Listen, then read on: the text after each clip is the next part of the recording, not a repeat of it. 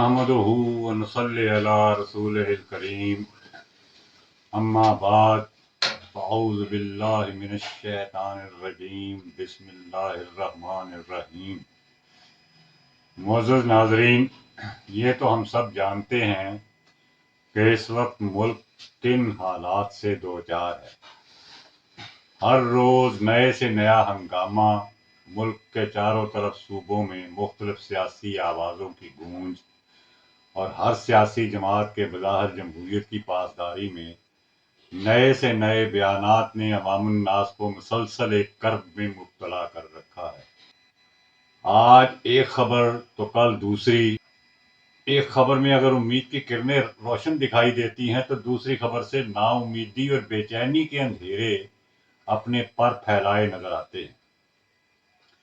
ایک جماعت کی انتخابات میں کامیابی اور اس کے مینڈیٹ کو چھین کر پوری بے شرمی سے جن نام نہاد سیاسی زعماء نے اسمبلیوں میں داخل ہونے اور حسب معمول حکومت کرنے کا خواب لے کر قومی غیرت کو للکارا ہے، اس پر انہیں کوئی شرمندگی نہیں، جبکہ امید و نا امیدی کے درمیان لٹکے ہوئے عوام الناس مسلسل ایک کربناک کیفیت سے گزر رہے ہیں۔ اس میں کوئی شبہ نہیں کہ اللہ تعالیٰ جسے چاہے عزت دے اور جسے چاہے ذلت میں مبتلا کر دے۔ سورہ آل عمران کی آیت نمبر 26 میں فرمایا گیا، جسے تو چاہتا ہے عزت دیتا ہے اور جسے تو چاہے ذلیل کرتا ہے۔ سب خوبی تیرے ہاتھ میں ہے، بے شک تو ہر چیز پر قادر ہے۔ اور ذرا اس کی قدرت کا کرشمہ دیکھیے کہ وہ شخص جو اس وقت اڈیالہ جیل میں قید ہے اور جس کی ایک جھلک دکھانے سے پورے کا پورا نظام خوف زدہ ہے، یہاں تک کہ میڈیا پر اس کے ذکر کرنے، تصویر دکھانے اور نام لینے پر بھی پابندی ہے۔ گزشتہ 2 روز سے قومی اسمبلی میں موجود نہ ہونے کے باوجود اپنے مانوی وجود کے ساتھ نہ صرف زندہ و تابندہ دکھائی دے رہا ہے بلکہ مخالفین کے سینوں پر نشتر زنی بھی کر رہا ہے۔ مزید برآں آج 1 مارچ کو قومی اسمبلی میں جعلی مینڈیٹ کے ساتھ اسپیکر کے انتخابات کے بعد پی ٹی آئی کی جانب سے قومی اسمبلی کے رکن عامر ڈوگر اور خصوصاً اچک زئی نے جس طرح مختلف جماعتوں کے اتحاد اور ان کے خیر خواہوں کو للکارا، ان جماعتوں کے منہ پر ایک زوردار تھپڑ تھا اور ان کی سیاسی جعل سازی پر یہ ایک ایسا تازیانہ تھا جس کا جعلی مینڈیٹ والے کوئی اخلاقی جواز یا آئینی دلیل پیش کرنے سے قاصر تھے۔ اگر وہ ضمیر نام کی کوئی چیز رکھتے ہیں تو درون باطن انہیں کوئی چیز ضرور جھنجھوڑ رہی ہوگی، مگر شرمندگی بھی زندہ ضمیروں کا حصہ ہے اور وہاں ایسی کوئی چیز ان کی جبینوں پر دکھائی نہیں دے رہی تھی جس پر ہم کہہ سکیں کہ پسینہ پوچھئے اپنی جبین سے۔ ندامت کا پسینہ بھی اللہ کی رحمت ہے جو ان کے سیاہ اعمال کی وجہ سے ان کی قسمت میں نہیں۔ ندامت بھی قسمت والوں کا حصہ ہے۔ علامہ اقبال نے اپنے ابتدائی دور شاعری میں کہا تھا، رحمت سمجھ کے شان کریمی نے چن لیے، رحمت سمجھ کے شان کریمی نے چن لیے، قطرے جو تھے میرے عرق انفعال کے۔ عرق انفعال یعنی شرمندگی کا پسینہ اگر ماتھے پر ہو تو اللہ تعالیٰ کی شان کریمی اسے رحمت میں بدل دیتی ہے، مگر یہاں تو خیر، ایک جانب مہنگائی سے عوام الناس کی رگوں کا خون خشک سے خشک ہوتا چلا جا رہا ہے۔ مہنگائی کا خوفناک افریت ہے کہ قابو میں نہیں آ رہا۔ رجیم چینج سے نازل کی ہوئی حکومت کا دعویٰ تھا کہ عمران خان کی حکومت نے اپنی غلط سیاسی پالیسیوں سے ملک کو مفلوق الحال بنا دیا ہے اور عوام الناس کا جینا دوبھر کر کے ذلت کے گڑھے میں دھکیل دیا۔ ہماری حکومت اس ذلت کو نجات دے گی، یہ ان کا دعویٰ تھا، مگر چونکہ یہ سارا عمل بدنیتی کی بنیاد پر تھا اور محض اپنے خلاف بنائے گئے مقدمات سے نجات حاصل کرنا مقصود تھا، اس لیے قوم کی فلاح و بہبود اور ان کی زندگی کی بنیادی ضرورتوں کو پورا کرنے کے لیے ایک بھی ایسا کام نہ کیا گیا جس سے عوام سکھ کا سانس لے سکتے۔ سو یہ دعویٰ سراسر کھوکھلا ثابت ہوا کہ عوام پر ایک بار نہیں بار بار مہنگائی کے تازیانے برسائے گئے पेट्रोल और डीजल की कीमतों में बेपनाह इजाफे के साथ यूटिलिटी बिलों में आए रोज इजाफा करके अशियाए खुरोनोश यानी खाने पीने की चीज़ें और आम इस्तेमाल की अशिया की कीमतों को इस कदर बढ़ा दिया गया कि इससे कबल पाकिस्तान की तारीख में इतने कम अरसे में इस कदर कीमतों के इजाफे की कोई मिसाल नहीं मिलती। नतीजा क्या हुआ?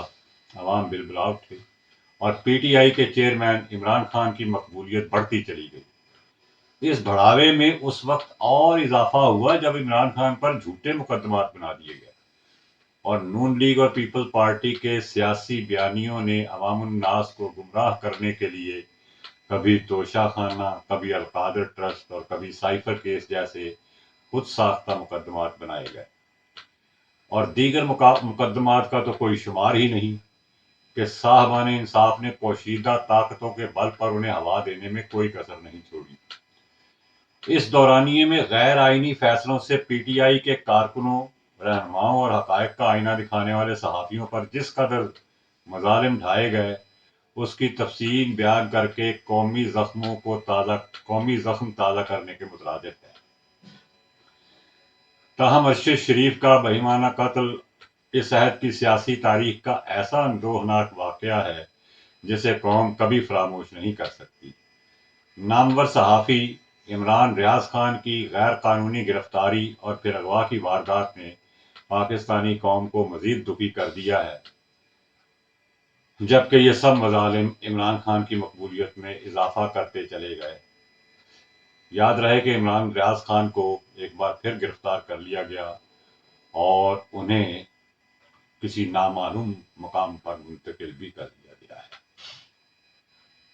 इन वाकयात के नतीजे में मुल्की सियासत का रुख जिस तेजी से बदला उसने खुद जुल्म करने वालों को भी शशदर कर दिया, मगर इमरान खान और उसकी जमात से सियासी बुग़्ज़ ने चूंकि उनके फिक्र फहम की सारी सलाहियतें मफकूद कर रखी थी, इसलिए पीछे हटने के बजाय जुल्म सितम का मुसलसल नंगा नाच नाचते रहे और शर्म हया के हर पैमाने को बालाए ताक रखते चले गए। पीटीआई के 19 मार्च के पुरअमन एहतजाज में जुल्म सितम का ये नंगा नाच खून की होली खेल कर नचवाया गया। शायद मैं तारीख भूल रहा हूँ, 19 मार्च या 29 मार्च। बहरहाल पुलिस ने अखलाकियात और कानून के तमाम तकाजे तहो बाला करके रख दिए। बास नाम नहाद सियासी रहनुमाओं की ख्वाहिश पर और मजीद बरां इन मुकदमात को तक़वियत देने के लिए इमरान खान को जबरी गिरफ्तार और बाद अज़ां अंडियाला जेल में मुक़य्यद करके मज़े का खेजी की हद तक ऐसे ऐसे इल्ज़ाम तराशे गए कि खुदा की पनाह। बिलाखिर पीटीआई ने पुरअमन एहतजाज की काल दी, जिसका नतीजा यूं सामने आया कि 9 मई का सानहा रूनुमा हुआ और पीटीआई के वर्करों, खवातीन, यहाँ तक के बच्चों को भी इस सानहे का जिम्मेदार करार दे दिया गया। उन्हें न सिर्फ गिरफ्तार किया गया बल्कि उन्हें मंजर ही से गायब कर दिया गया। उन पर क्या गुजरी किसी को मालूम नहीं, मगर कुछ अरसे बाद ऐसे मजे का खेज वाकयात भी सामने आए कि जिसने प्रेस कॉन्फ्रेंस करके पीटीआई से कता ताल्लुकी इख्तियार करने का ऐलान किया, उसकी हर फर्द जुर्म फरामोश हो गई और जो अपने मकसद पर पूरी इस्तकामत से डटा रहा ताहाल गिरफ्तारी के नामालूम मकाम पर न जाने क्या क्या सदमात झेल रहा है। मोअज़्ज़ज़ नाज़रीन, अगरचे ये तमाम अलमनाक वाकयात आपके इल्म में हैं, बल्कि पाकिस्तान के बच्चे बच्चे को इल्म है कि इन वाकयात के पीछे क्या मुहर्रिकात हैं। सब जानते हैं कि पाकिस्तानी सियासत एक गलीज निज़ाम की परवरदा है, बल्कि बज़ाम ख़ेश खादमान कौम इस गलाजत को बढ़ाने में पेश पेश रहे हैं।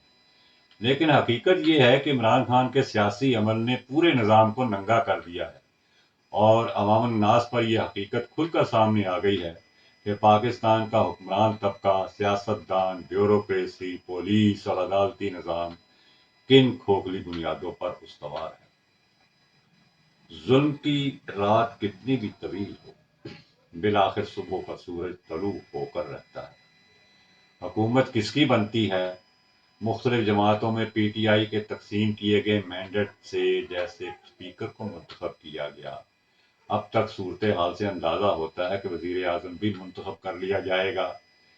عمران خان کے نام پر حاصل ہونے والے ووٹوں کو کس طرح دوسروں کے پلڑے میں ڈال دیا گیا، اور وہ سیٹیں جو انتخابی نشان کے چھن جانے کے باوجود عمران خان کی جماعت نے حاصل کی تھی، ان پر ڈھٹائی اور ناجائز تصرف سے وہ لوگ آ بیٹھے ہیں جنہیں عوام نے قبول نہیں کیا تھا۔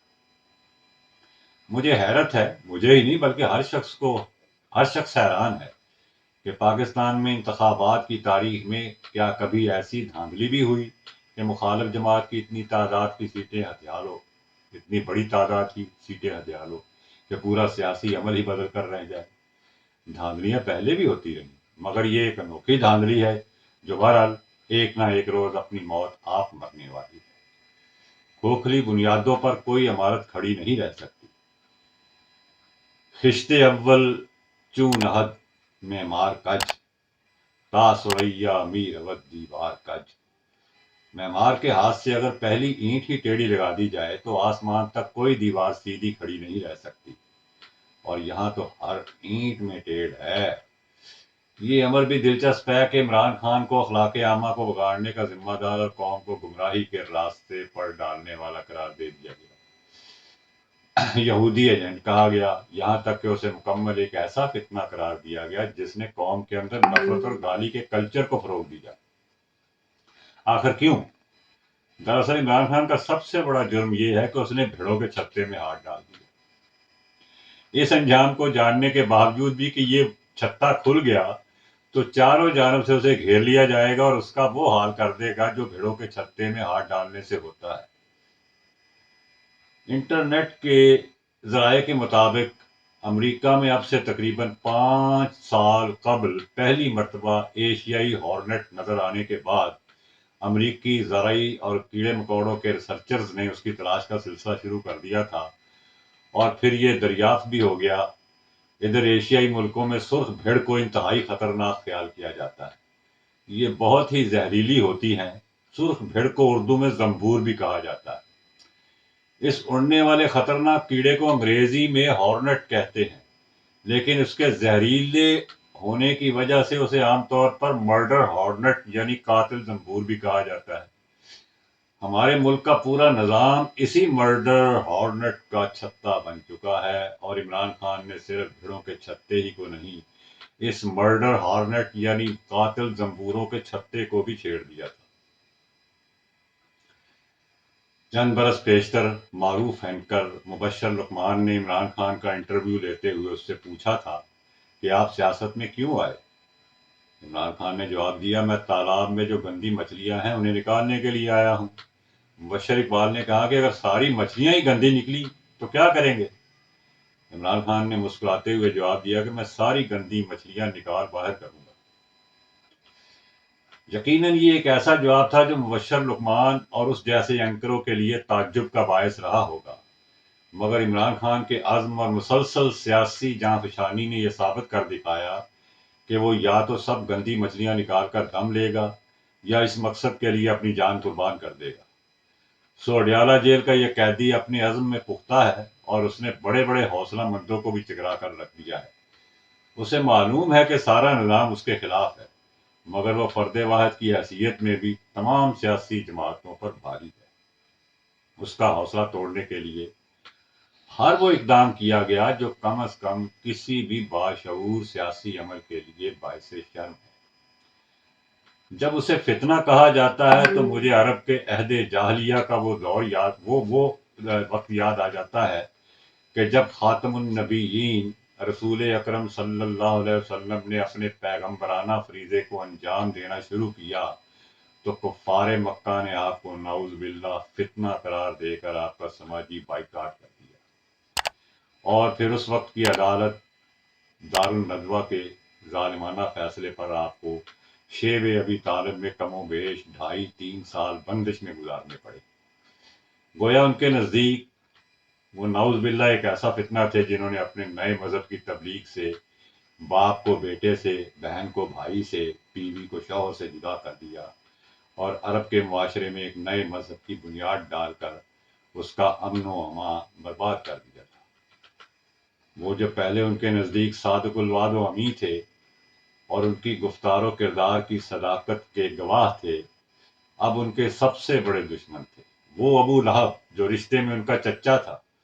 شرار ابو لہبی بن کر سامنے آیا، مگر چراغ مصطفی کے مقابل ٹھہر نہ سکا، اور ٹھہرتا بھی کیوں کہ سچائی کے سامنے جھوٹ زیادہ دیر کھڑا نہیں رہ سکتا۔